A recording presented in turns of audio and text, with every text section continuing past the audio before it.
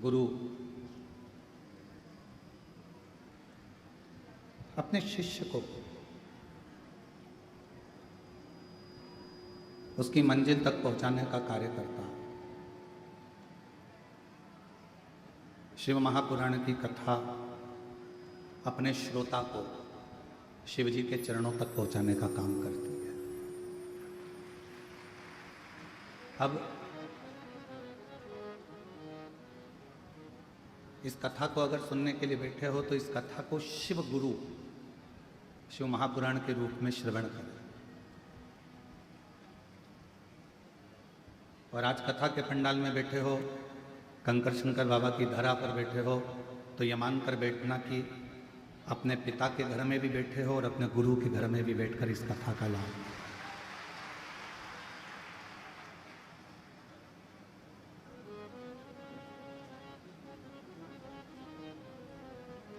एक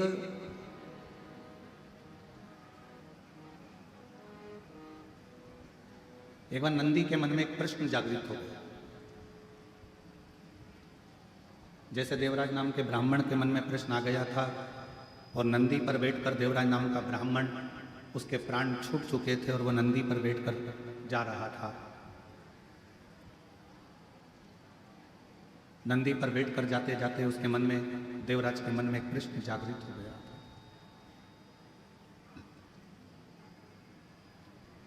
देवराज ने कहा था कि मेरे जीवन में मैंने कभी सत्य नहीं बोला, मेरे जीवन में मैंने कोई पुण्य का कार्य नहीं करा। देवराज ब्राह्मण कहता है, ना मैंने सत्य बोला, ना मैंने कोई पुण्य का कार्य किया, और ना मैंने कोई वेद पढ़ा, ना कोई पुराण पढ़ी, ना कोई शास्त्र पढ़ा,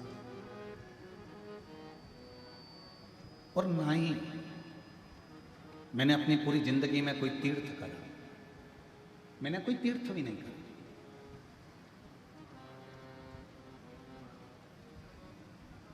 ना मैंने दान करा, देवराज कहते हैं, ना मैंने पुण्य करा, ना मैंने कोई सत्कर्म करा, ना कोई मैंने वेद पढ़ा, ना शास्त्र पढ़ा, और ना ही मैं कभी कोई तीर्थ गया। मैं तीर्थ भी नहीं गया। और देवराज नाम का ब्राह्मण कहता है, शिव महापुराण के महत्तम में इतना तो इतना, मैंने कभी जिंदगी में कोई गुरु भी नहीं बना। अब हमारा शास्त्र कहता है कि जीवन में अगर मनुष्य की देह मिली है तो गुरु मंत्र लेना जरूर, गुरु दीक्षा लेना जरूर। पर मैंने तो ना दान करा, मैंने ना पुण्य करा, मैंने ना सत्कर्म करा, मैंने ना तीर्थ करा, और मैंने ना ही अपनी जिंदगी में किसी को गुरु बनाया। तो देवराज नामक का ब्राह्मण शिव महापुराण कथा के महत्तम में कहता है कि फिर मैंने ऐसा कौन सा पुण्य कर लिया कि मुझे तो नरक भोगना था और मुझे नंदी पर बिठाकर भगवान शंकर के धाम लेकर जा रहे थे। वो पुण्य कौन सा?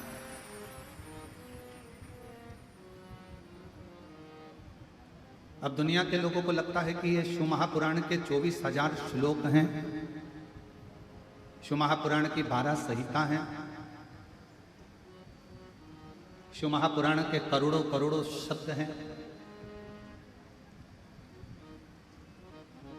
ये दुनिया की दृष्टि में केवल इनको शब्द माना गया है, दुनिया की दृष्टि में इनको श्लोक माना गया है, दुनिया की दृष्टि में इसको अध्याय, खंड,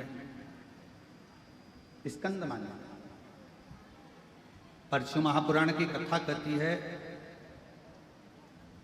यदि किसी ब्राह्मण के मुख से यदि आपने जिंदगी में एक बार भी किसी शिव धाम में बैठकर भगवान की कथा का लाभ लिया है तो समझ लो कि आपका कोई गुरु है कि नहीं पता नहीं, पर आपका गुरु देवाधिदेव महादेव बन जाता है।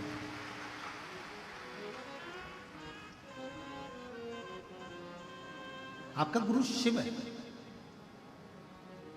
और मैंने तेरे ही भरोसे बाबा, तेरे ही भरोसे हवा विच उड़ती जावागी बाबा डोल है तो छठी नाम कटी जावागी भोले मैं तेरी बदन शंभु मैं तेरी बदन हवा विच उड़ती जावागी बाबा डोल है तो छठी नाम कटी जावागी भोले मैं तेरी बदन शिव को गुरु माना।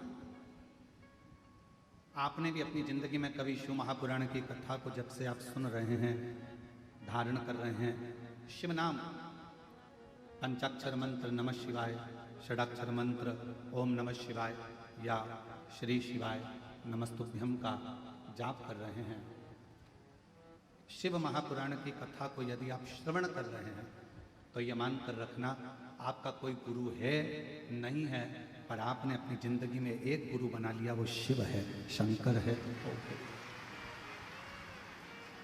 और वो निभाता है।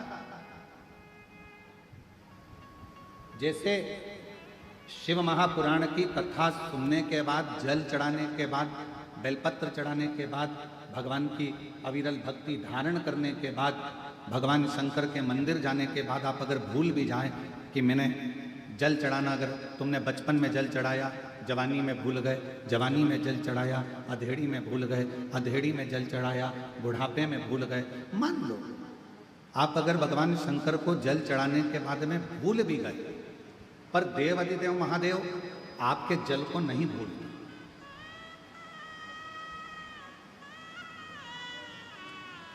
तुम चढ़ाए हो 1 लोटा, वो चढ़ा रहा है 1000 लोटा।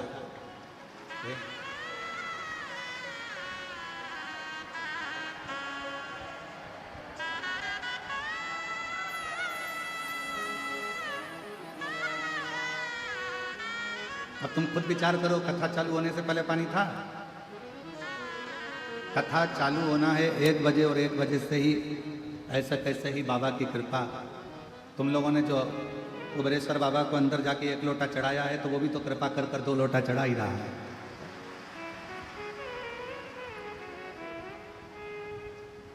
और तेरी कृपा का क्या है भरोसा कब किस पर हो जाए, जरा सी हम पर कर दो, जरा सी हम पर कर दो। तेरी कृपा का क्या है भरोसा कब किस पर हो जाए, जरा सी हम पर कर दो, हो जरा सी हम पर कर दो। जिस पर भी हो गई तेरी कृपा करुणा, वो भव पार हुआ, भव पार हुआ।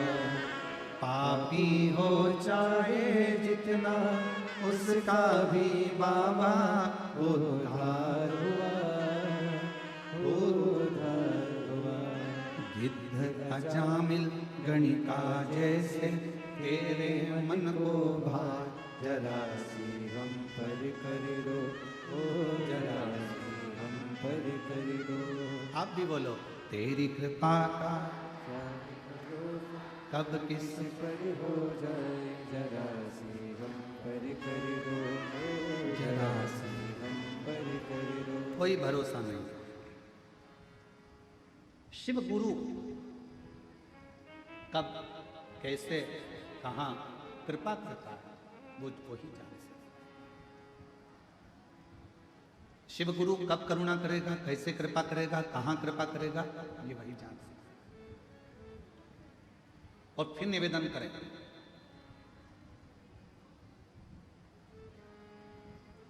हमारे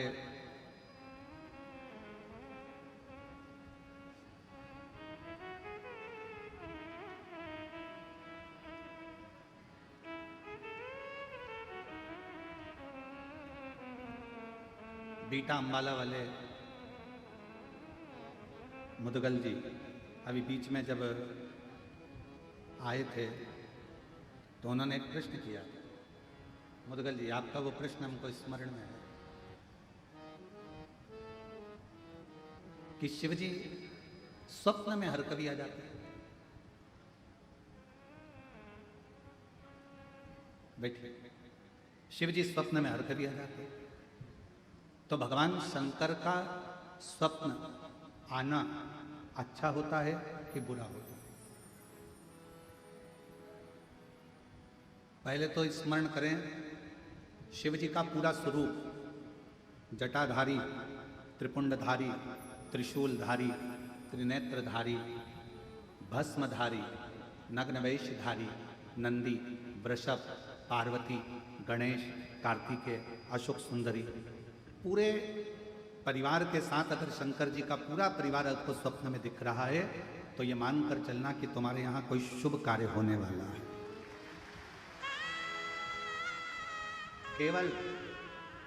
केवल और केवल भगवान शंकर त्रिशूल लेकर, त्रिपुंड लगा है, जटाजूड़ बांधे हुए हैं, भस्म जमी हुई है, मृगछाला पहने हुए हैं, बागंबरधारी है, रुद्राक्ष की माला है, चेहरे पर मुस्कुराहट है, अकेले शिव त्रिशूल के साथ नजर आ रहे हैं तो समझना कोई संकट आने वाला था, उसको टालने के लिए मेरा शंकर तुम्हारे स्वप्न में आकर खड़ा।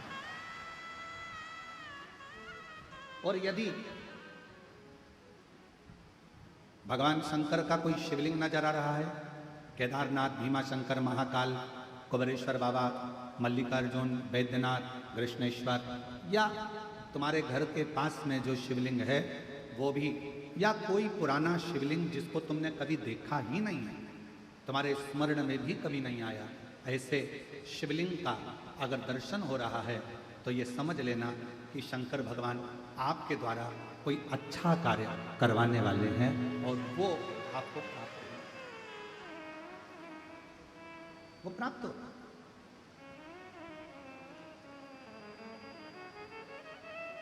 शिव जी कोई श्रेष्ठ कार्य, जितने लोग गीले हो रहे हैं छाते में, मेरा निवेदन, फिर निवेदन करूं आपको, आप लोगों की अविरल भक्ति को मैं नमन करता हूं कि इतना पानी में भी आप लोग खड़े हुए हैं। आपसे निवेदन है, अगर कहीं धर्मशाला साइड में बन रही है धर्मशाला, वहाँ जगह हो तो वहाँ, और अगर छाते हैं तो हम मना नहीं करेंगे, आप लगाओ, आराम से सुनो, ये आप लोगों की अविरल भक्ति है। पर जहाँ जहाँ जगह मिले वैसा वैसा आप बैठ कर कथा का लाभ करो। पंडाल बहुत लगे हैं, 1 2 3 4 5 6 7, ऐसे 7-8 पंडाल हैं। जहाँ जहाँ आप लोगों को जगह मिलती जाए वहाँ बैठकर आप लोग लाभ ले सकते हैं। शिव कथा कर रहे हैं।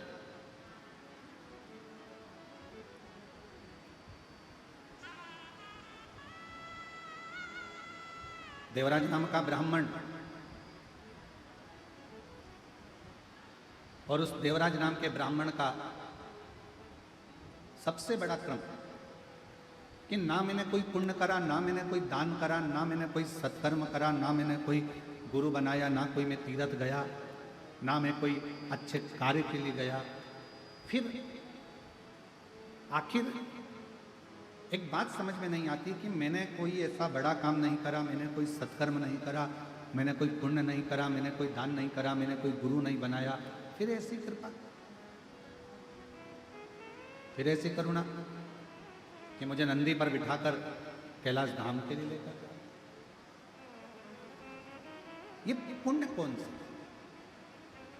तो कहा एक पुण्य, देवराज तुम किसी तीर्थ में नहीं गए, तुमने कभी कोई दान नहीं करा, तुमने कोई वेद नहीं पढ़ा, तुमने कोई पुराण नहीं पढ़ी, तुमने कोई शास्त्र नहीं पढ़ा, और ना तुमने कोई गुरु मंत्र लिया, पर एक पुण्य तुमने करा। पहला पुण्य था शंकर भगवान के मंदिर तक पहुंच जाना। शिव महापुराण की कथा कहती है जो शिव के मंदिर तक पहुंच जाता है, समझ लो वो सारे तीर्थ कर लेता है। पूर्ण बोल बम का नारा है, सारी समस्या का हल मान।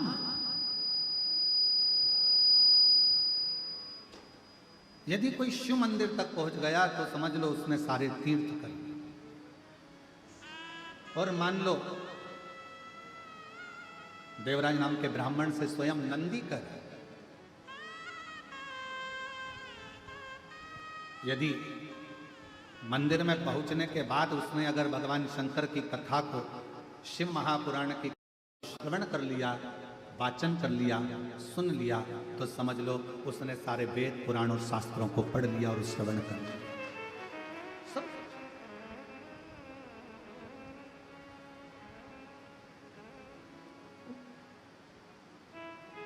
उसने श्रवण भी कर लिया, पढ़ भी लिया।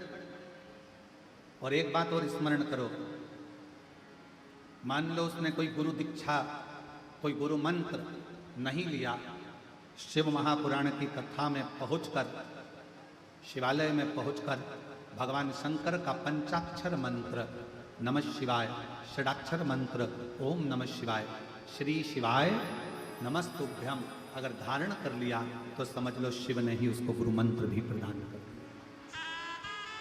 शिव ने, भगवान शंकर ने।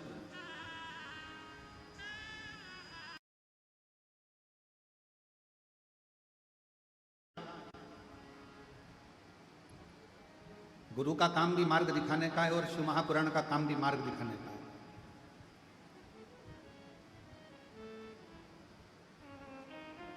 और ये पुराण 24,000 श्लोक, 12 खंड, 12 संहिताएं,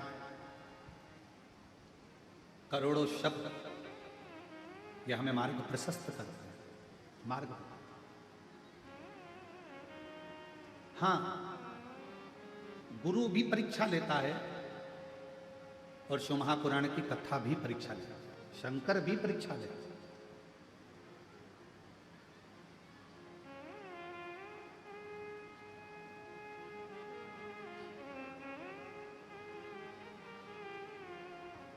गुरु का काम है वो भी कभी कभी परीक्षा ले लेता है। गुरु जी अपने चेले को, बहुत सारे चेले बैठे थे, शिष्योहन बैठे थे, और गुरु जी ने उनको अपने भाव से कहना प्रारंभ करा कि अपना कार्य खुद को करना चाहिए, किसी दूसरे पर आश्रित नहीं रहना चाहिए। जो स्वयं का काम है वो स्वयं करो, दूसरे पर आश्रित मत रहो। ये गुरु जी प्रवचन में कर रहे। और फिर गुरु जी ने कहा, 3 ऐसे हैं जिनका कार्य स्वयं का मानकर किया जाता है। पहले नंबर पर माता, दूसरे नंबर पर पिता और तीसरे नंबर पर गुरु। माँ का अगर कोई काम है, माँ ने कहा कि मेरा ये काम कर दे, तो माँ का वो काम माता का नहीं है। अगर बेटे से कहा गया है तो वो काम बेटे का।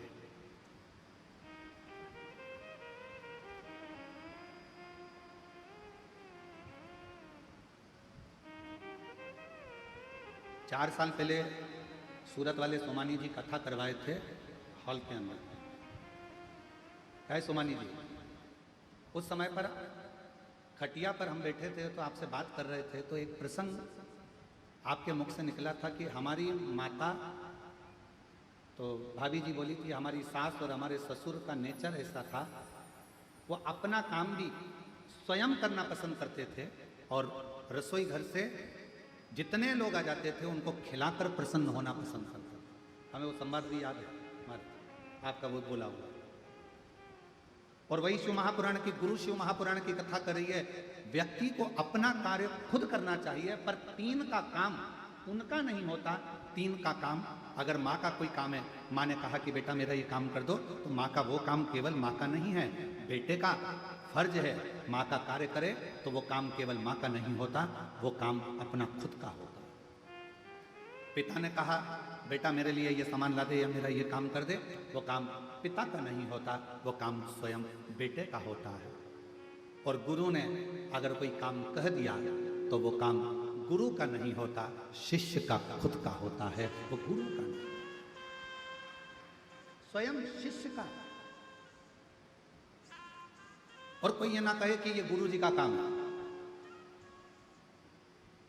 गुरु पूर्णिमा के अवसर पर अगर आप कथा में आए हो, खड़े होकर भोजन परोस रहे हो, रोटी बेल रहे हो, सब्जी बना रहे हो, आलू काट रहे हो, सब्जियां काट रहे हो, सेवा कर रहे हो, पानी पिला रहे हो, किसी को नाश्ता करा रहे हो, ये मत सोचना कि ये काम तो गुरु जी का है, गुरु जी का है, गुरु जी का है।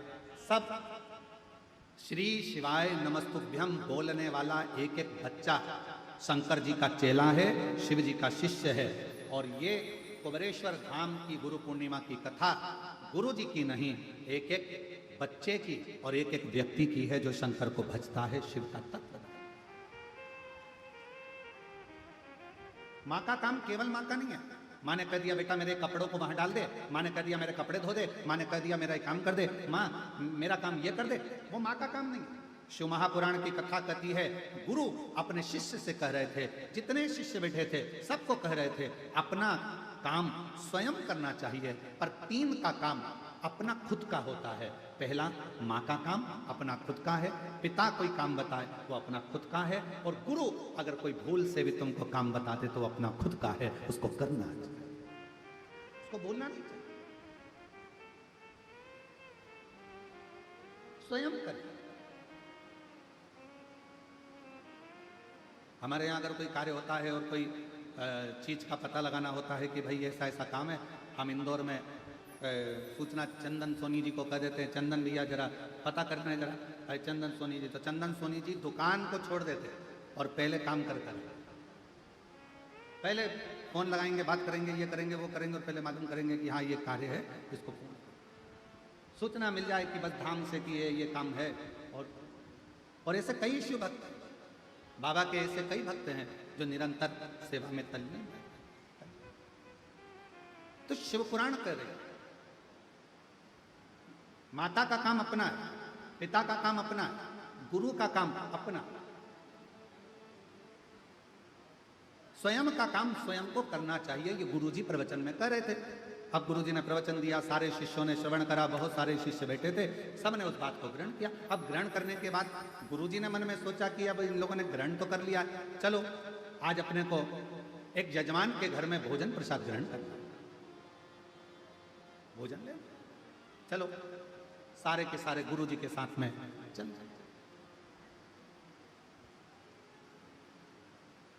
ओम नमः शिवाय, ओम नमः शिवाय, ओम नमः शिवाय, ओम नमः शिवाय। गुरुजी चले, चेले पीछे पीछे चले, सब मंत्र जाप करते करते जा रहे। अब गुरुजी ने प्रवचन दिया था अपना कार्य अपने को करना चाहिए। चलते चलते एक बड़ा सा गटर आ गया, नाला, और बड़ा सा गटर आया, नाला आया, और गुरुजी उस सारे चेले नाले को, गटर को लांग गए। गुरुजी भी लांग रहे थे। लांगते से ही उनके पांव की जो चप्पल थी, खड़ाऊ थी, वो गटर में, नाले में। हर हर। अब वो चप्पल गिर गई, खड़ाऊ गिर गई गटर में, नाले में, और गुरुजी चिल्लाकर बोले, अरे मेरी खड़ाऊ, मेरी पादुका नाले में चली गई, गटर में चली गई। जितने चेले थे सब लोग तैयारी करने लगे। कोई कहने लगा एक काम करो, सफाई कर्मी को बुला के लाओ। गांव में गया, एक सफाई वाले को बुलाने गया, दूसरा डंडा लेने गया, तीसरा चिमटा लेने गया, चौथा कुछ लेने गया। सब यहां वहां भटक रहे। 15 मिनट हो गए, कोई खड़ाऊ न निकाला। एक शिष्य सबको देख रहा था, गुरुजी को प्रणाम करा, गटर में उसने सोया, गटर में हाथ डाला, खड़ाऊ को निकालने लगा, पर खड़ाऊ उसके हाथ में नहीं, खड़ाऊ उसके हाथ में नहीं, पादुका उसके हाथ में नहीं। अब जब खड़ाऊ उसके हाथ में नहीं आई, पादुका नहीं आई, उसने अपने तन का वस्त्र उतार कर गुरुजी को दिया और गटर में कूद गया, नाले में कूद गया। कोई सफाई कर्मी को लेने गया, कोई किसी को लेने गया, कोई किसी को लेने गया, और मालूम पड़े वो गटर में कूदा, खड़ाऊ निकाली, धोया, गुरुजी को लाकर दे दी। गुरुजी ने खड़ाऊ पहन ली और सारे के सारे शिष्य आ गए। और आते से ही शिष्यों ने कहा कि गुरुजी तो इतना बड़ा प्रवचन दे रहे थे कि खुद का काम खुद को करना चाहिए, तो गुरुजी इस गटर में, इस नल्ले में क्यों ना कूदे पादुका निकालने के लिए? गुरुजी ने तो प्रवचन दिया था कि खुद का काम खुद को करना चाहिए, तो फिर गुरुजी नाले में क्यों ना कूदे, गटर में क्यों ना गए? इतने में शिष्य ने उत्तर दिया।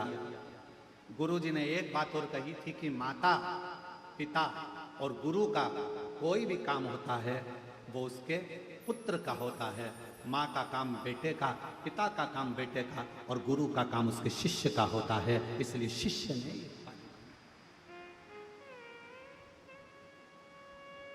चल दिया,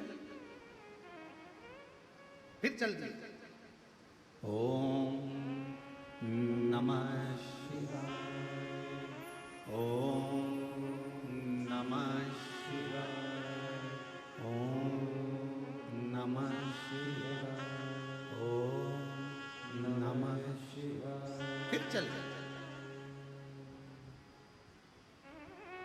जजमान के यहाँ भोजन ग्रहण किया, वापिस लौट कर आ गए। गुरुजी को मालूम था सामने गटर है, चप्पल फिर चली जाएगी पादुका। उन्होंने अपनी बार पादुका का हाथ मुचवाया, लांग गए, आश्रम पहुंच गए। और गुरुजी सारे शिष्यों को बुलाए और बुलाकर कहा कि आज मेरा दिल बड़ा प्रसन्न है, बहुत खुश हूं मैं आज मेरा मन कर रहा है।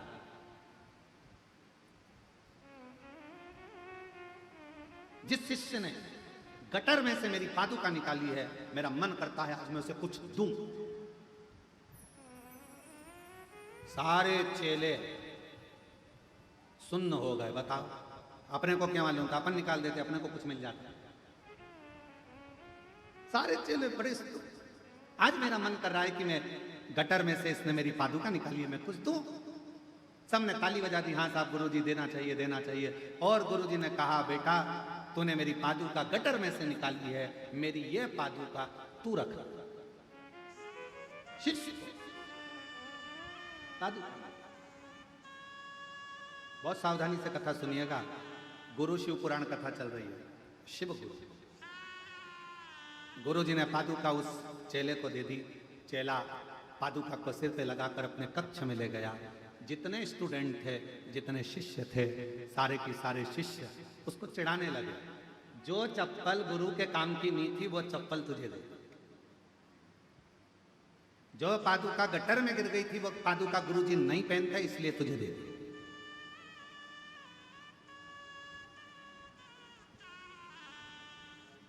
कई लोगों के मन में एक भ्रम चलता। हम अपने गुरुजी के पास गए, गुरुजी ने अपना एक शाल लिया, हमारे को उड़ा दिया। हमें ऐसा लगता है वो गुरुजी का साल किसी काम का नहीं था ना, इसलिए फिर ही रखा था तो उन्होंने उड़ा दिया।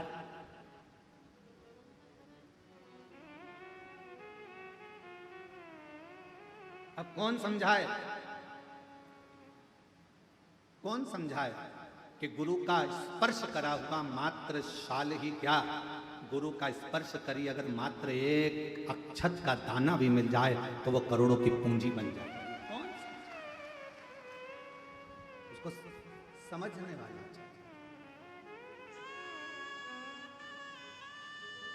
और मैंने तेरे ही भरोसे बाबा, तेरे ही भरोसे हवा बिच उड़ती जवानी बाबा डोर छड़ी नाम कटी जवानी। कौन सा एक चावल का दाना भी अगर शिव गुरु का मिल जाए, शंकर का मिल जाए, कोई सतगुरु का मिल जाए तो वो हमारी जिंदगी को सवार दे। एक चावल। अब लोगों की दृष्टि में क्या है, फालतू का साल पड़ा होगा, गुरुजी ने उठा के दे दिया।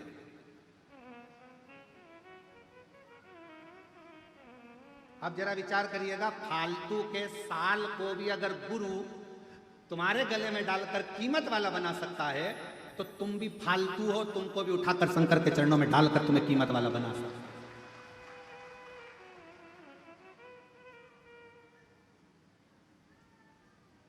तुम भी ये सोचो ना कि हम भी, हो सकता है कि हमारे जीवन में ना जाने कितना पाप कर्म किया हो, कितना गलत कर्म किया हो, क्या क्या करा हो, हम भी अपने जीवन में हो सकता है ऐसे कि हमारी मंजिल तक नहीं पहुंच पा रहे, हम भी फालतू होंगे उस समय पर। हमारे पास में भी कोई कार्य नहीं होगा तो हमारा गुरु, कोई शिव गुरु ऐसा मिलेगा कि हमको भी परमात्मा की शरणागति तक, शुभ कार्य तक पहुंचा सकता, अच्छी जगह तक पहुंचा सकता।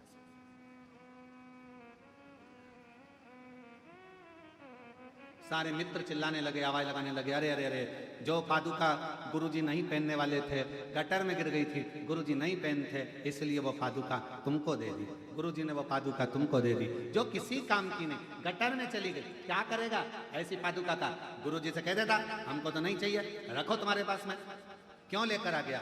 उसने कहा मेरे गुरु के चरण की पादुका है, मेरे गुरु ने मुझे दी है, अब वो गटर की हो, चाहे हीरे की हो, वो चाहे सोने की हो, वो चाहे अंबारी की हो, पर मेरे गुरु की पादुका मेरे जीवन का सुख प्रदान करे मुझे। हम तो बाबा के भरोसे चलते हैं, हम तो बाबा के भरोसे चलते हैं, ये दुनिया वाले चलते हैं, ये दुनिया वाले चलते हैं, डमरू वाले भरोसे चलते हैं, ओ घड़तानी के भरोसे चलते हैं, सिंहोर वाले के भरोसे चलते हैं, सिंहोर वाले के भरोसे चलते हैं, काशी वाले के भरोसे चलते हैं, डमरू वाले के भरोसे चलते हैं। हम उसके आश्रित। फिर मित्रों ने कहा गुरु जी की पादुकाएं गटर की है, नाली की है, करेगा क्या? क्या इसको तिजोरी में सेट के रखे, अलमारी में सजा कर रखे, क्या करेगा?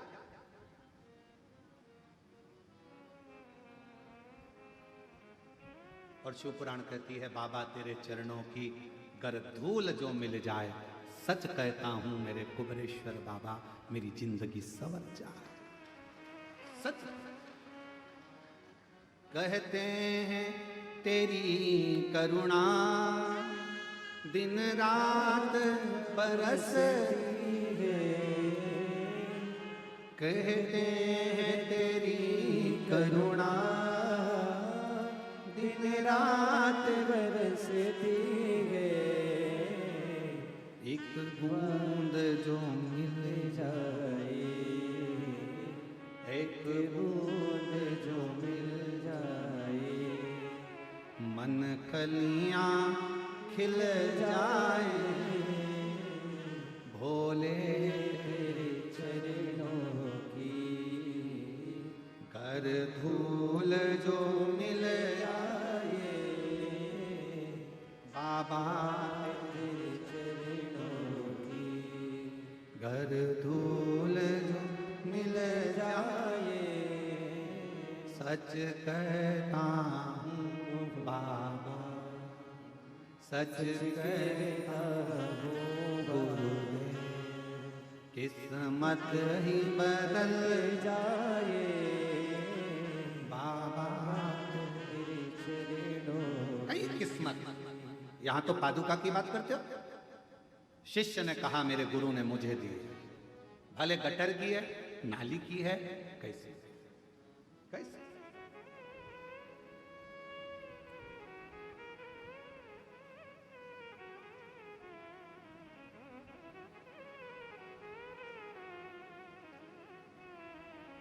दंडवत करिए कभी आपने, जम के बोलो जरा, भगवान के सामने दंडवत करिए, प्रणाम कराए। आवाज नहीं आई, बोलो तो ठीक है। अब भगवान के सामने दंडवत करना है तो पहले तुम जगह देखोगे कि यहाँ गंदा हो रहा है, वहां थोड़ा सा कीचड़, थोड़ा सा फिर उधर से, फिर दंडवत करो। करा ऐसा नहीं, क्यों? क्योंकि शास्त्र कहता है नर कपड़न से डरत है और नरक पड़न से ना। आज कपड़ों से डर लग रहा है कि मैं दंडवत करूंगा तो मेरा कपड़ा गंदा हो जाएगा। शिव पुराण की कथा कहती है दंडवत करने में कपड़ा भले गंदा हो जाता है पर मन उजला हो जाता है। दंडवत करने में कपड़ा गंदा होगा चलेगा पर मन गंदा नहीं होना चाहिए। दंडवत करिए। कपड़ा हम विचार करते हैं, यहां करूंगा गंदगी है, वहां करूंगा गंदगी है, वहां करूंगा।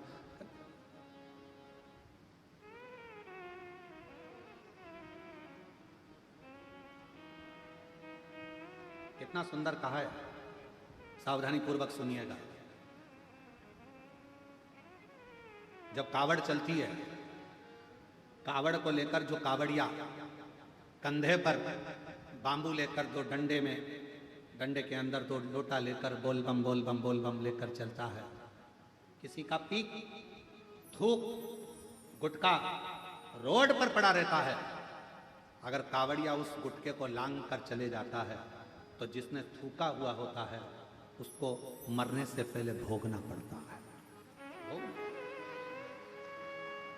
कावड़ जाने वाले रास्ते पर, कावड़िया जिस मार्ग से जाते हैं, कावड़िया जिस रास्ते से निकलते हैं, कावड़ जिस मार्ग से निकलती है, उस मार्ग को कई लोग अपने घर के दरवाजे पर भी अगर गंदगी है तो पानी डालकर साफ कर देते हैं कि कोई कावड़िया निकल कर जाएगा, शिव के लिए जल लेकर जा रहा है, शंकर को दिल से चढ़ा रहा है। हम नहीं जा सकते पर अपने मार्ग को स्वच्छ तो बना सकते। और कितनी सुंदर बात कही, स्वयं माता पार्वती जी ने तुमरुका जी से प्रश्न किया था कि कावड़ सावन के महीने में क्यों भराती है? क्या कावड़ शिवरात्रि पर नहीं भरा सकती, 12 महीने नहीं भरा सकती, श्रावण के महीने में ही क्यों भराती है? क्योंकि भगवान तुमरुका जी ने कहा, संसार में रहने वाला चाहे पशु हो, पक्षी हो, जलचर हो, चाहे मनुष्य हो, वो पृथ्वी पर गंदगी कर देता है। बारिश का पानी सावन में जब गिरता रहता है तो रोड मार्ग स्वच्छ होता रहता है। तो जिसने अगर कुछ गंदगी करी भी है तो उसको दोष नहीं लगता और कावड़ियां निकलता चलता।